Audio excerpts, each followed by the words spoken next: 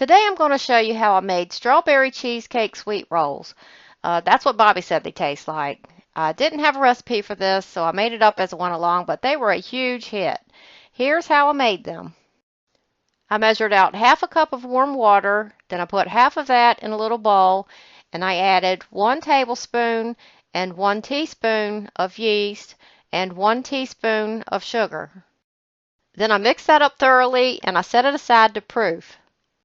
Then in my bread maker pan, I added 2 cups of all-purpose flour, 2 cups of bread flour, a stick of butter that had been softened, 1 cup of warm milk, and 1 egg at room temperature. It's important that you add the ingredients at room temperature or warmer, or else you could kill your yeast.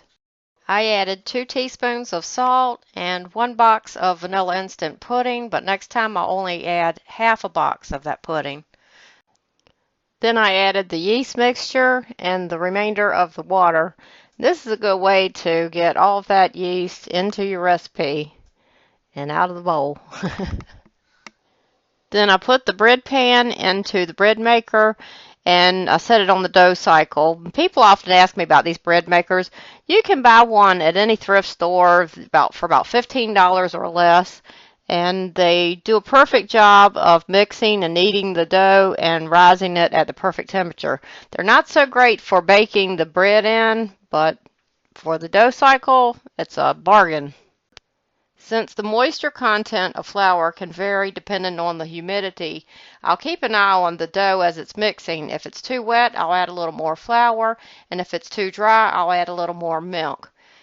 This is the right consistency. It needs to be pulling away from the side of the pan. For the filling, I used 2 8-ounce packages of cream cheese that were at room temperature, and I gradually beat in 1 cup of sugar. And have you noticed that I'm the only person on all of YouTube that doesn't have a KitchenAid mixer? Then I added 1 egg yolk and 1 teaspoon of vanilla and mixed it thoroughly.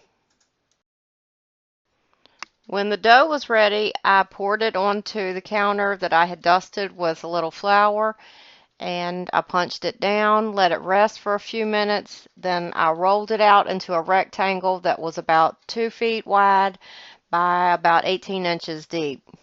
Then I spread the cream cheese filling on the dough, then I spread strawberry freezer jam over that I had thickened with a little bit of clear gel. And if you don't have this freezer jam, you could use any type of strawberry preserves or jam that you have.